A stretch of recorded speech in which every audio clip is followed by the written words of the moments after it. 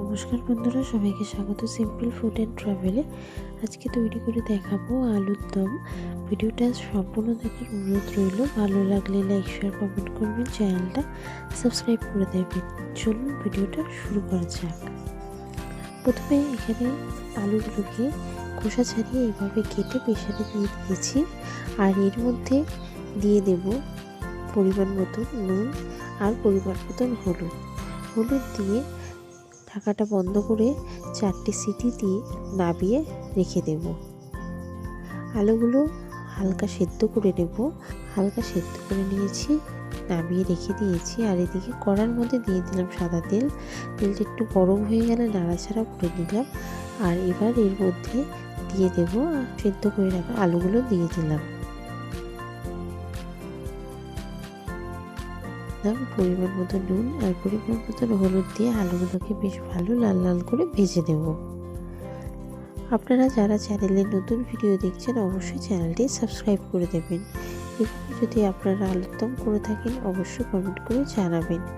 এইভাবে আলুর দম করলে খেতে খুব দারুণ লাগে খেতে। তো এখানে আলুগুলো লাল লাল করে ভাজা হয়ে গেছে। এবার আলুগুলোকে এক এক করে তুলে রেখে দেবো।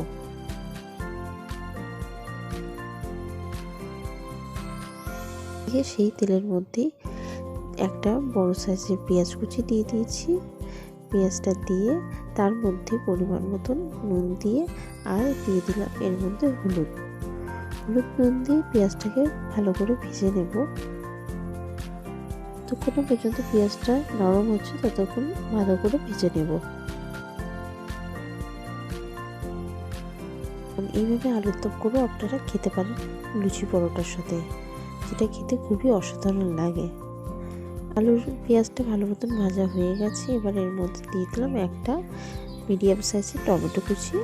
টমেটোটা দিয়ে ভালো করে আরেকবারও ভেজে নেব। যতক্ষণ পর্যন্ত পেঁয়াজ আর টমেটো নরম হচ্ছে ততক্ষণ ভালো করে ভেজে নেব।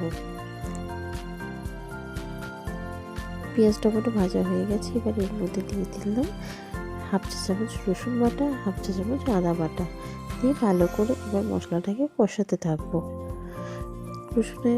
আদা রসুনের কাঁচা গন্ধটা যতক্ষণ যাচ্ছে ততক্ষণ ভালো করে মশলাটাকে কষিয়ে নেব।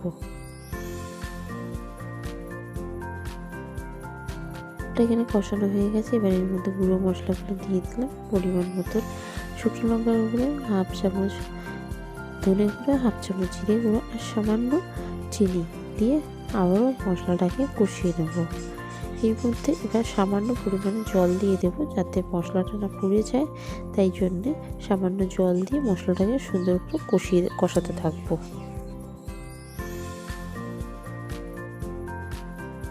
যারা চ্যানেলটি সাবস্ক্রাইব করেছেন তাদেরকে অসংখ্য ধন্যবাদ। মশলাটা খুব সুন্দরভাবে কষানো হয়ে গেছে, মশলা থেকে তেল ছেড়েছে।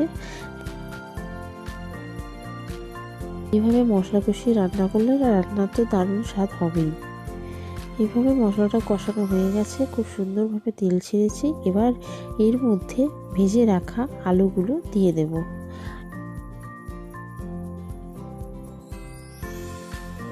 আলুগুলো দিয়ে 2 মিনিট ভালো করে নাড়াচাড়া করে নেব। 2 মিনিট ভালো করে মশলার সাথে মিশিয়ে নেব। মিশিয়ে নিয়ে এবার এর মধ্যে পরিমাণ মতো জল দিয়ে দিলাম। সামান্য পরিমাণে জল দিয়ে 2 মিনিট ফুটিয়ে নেব। আর ফুটিয়ে নিয়ে এবার এর মধ্যে উপর দিয়ে ধনেপাতা কুচি ছড়িয়ে দেব। উপর দিয়ে ধনেপাতা দিয়ে দিয়েছি। ধনেপাতা দিয়ে আবারও ভালো করে নাড়াচাড়া করে নেব। ভালো করে নাড়াচাড়া করে নিয়ে এবার নাবিয়ে রেখে দেব।